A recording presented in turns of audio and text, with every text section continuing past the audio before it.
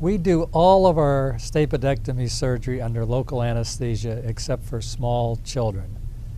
By the age of 12, we're certainly able to do the children the way we do it.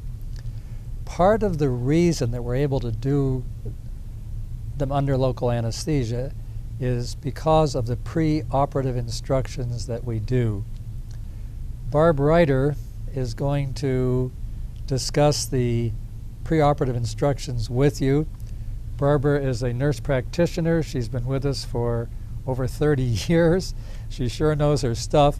And Barbara, just pretend the camera is the patient. Talk right to the camera and instruct the camera in what you want them to do preoperatively. And take them through the surgery and through the next month as you always do. Hi, I'm Barb and I'm the nurse practitioner here, and I just want to go over the events of surgery with you to make sure that we all understand what we're doing, the correct ear, the correct place, the correct time, make sure we have everything understood before we go ahead. We like you there about an hour to an hour and a half before surgery starts so that they can be ready for you and we can be ready for you so that everything goes smoothly for you. Even though this is local anesthetic, we would like you to have nothing to eat or drink after midnight. So the surgery center should have given you a call to make sure that all your medicines are correct. They tell you what to take, what not to take, so that your other body parts function correctly and our surgery doesn't interfere with anything else that you may have going on elsewhere. When you go into the operating room, first we take a piece of vein from your arm.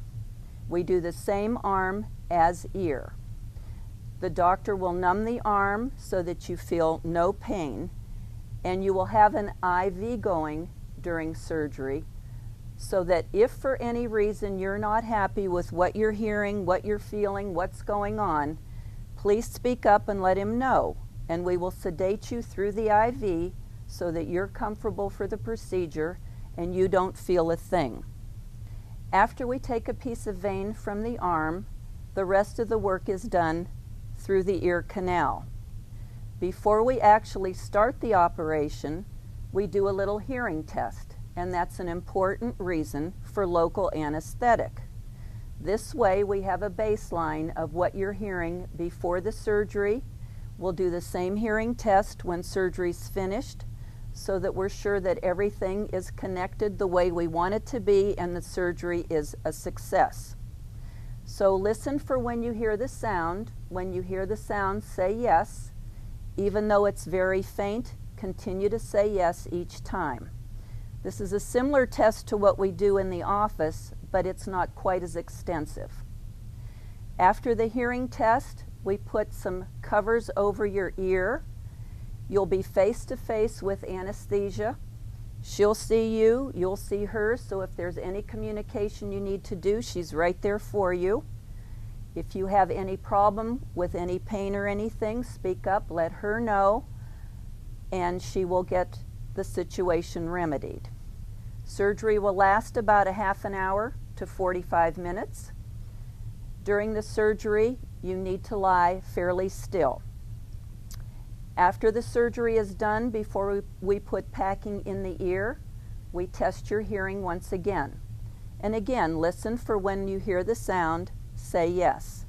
Each time you hear it, say yes. The ear will be packed with tiny little pieces of medicated sponge on the drum.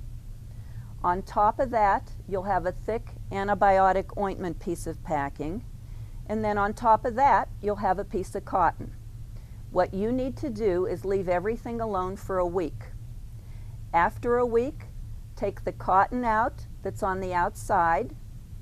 The cotton behind it gets removed at the same time, and then change the cotton every day until we see you in the office for your appointment. We will see you in the office in 1 month, so you'll need to keep the ear dry and change the cotton daily for that 1 month's time. 1 week before you come for your appointment, we'll ask you to put ear drops in your ear. These ear drops will dissolve the rest of the packing in the ear canal that does not normally dissolve on its own. Then when we see you in the office, we get a real good look at the ear And if there's any cleaning up that needs to be done, we can do that easily, and it won't be any pain for you when we do it. After the surgery is finished, the doctor will come out and talk to the family. You'll go to the recovery area, and you'll stay in recovery for approximately 3 hours. We need you to lie with your operated ear up during that time. Everything from the neck down can move however you'd like, but from that neck up, we need you to keep your head still. In recovery, if you're having any pain, any concerns, we have a nurse right there for you. She'll medicate you and take care of anything that you need. Doctor will talk to the family after the surgery's finished, and then in the recovery room, once they are ready for the family can come back and be with you until you're ready to go home. Once the 3 hours is up where you need to keep your head still, they'll help you sit up in a chair, bring you a little something to eat, a little something to drink. Once all that stays down okay, then you can go home. Before you leave, I have an instruction sheet to give you. It goes over all the do's and don'ts that we ask you to do after the surgery to make sure that everything works well for you. I have some prescriptions to give you. One is for an antibiotic. We want you to start this antibiotic the day before surgery. You'll take 3 the day before surgery, nothing after midnight, the night before, and then you'll resume the antibiotic 3 a day until you're finished with it, and it's for a total of 5 days. There's another prescription here for pain medicine if you need it. It's very rare that you'll need it. Usually Motrin or Tylenol will take care of it, but we'll give this to you just in case. On this instruction sheet, it goes into great detail about everything you need to watch out for, what to worry about, what not to worry about, what to give us a call about. We don't want you to do anything strenuous for 3 weeks. No heavy lifting of anything over 20 pounds, no exercises, no sports.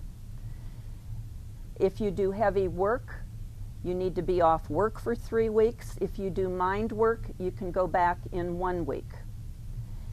If you do anything like gym or sports, that's also 3 weeks. Anything that's going to raise the heart rate, raise the blood pressure, we need you to avoid that for a total of 3 weeks. If you bend over, you need to bend from the knees, not the head first, so that the blood does not rush to the head and the head feels full. Try and keep pressure off the head. If you sneeze, sneeze with your mouth opened. Blow your nose real gently, one side at a time. Some of the things we need to worry about after surgery are drainage from the ear after a few days. Now, it's not unreasonable the first few days you'll have a little bit of a bloody drainage. That's to be expected. We did do an actual operation in there, even though you can't see an incision. If you notice any dizziness, any incapacitating dizziness, or even a little bit of dizziness, we need to know that. It's significant for us to be notified, and we are available 24 hours a day, 7 days a week, so it makes no difference when this may occur. We still would like to know about it. If you noticed a sharp change in hearing after you've had the dizziness. Now, you may not hear well immediately after the surgery. That's why we do the hearing test in the operating room. You have a lot of packing in the ear canal, and this packing will interfere with the hearing. But if you have dizziness and you notice a change in what we call a barrel effect, that you're talking in a barrel, your voice sounds funny to you, those kind of things are normal. If that would change, we would like to know about it. We will tell you if it's significant or not, rather than you worry about it and we would miss something that should be treated. Everything I've just gone over with you is on this paper, and if you have any questions about anything on here, give us a call and we'll clarify it for you. Make sure you have your return appointment.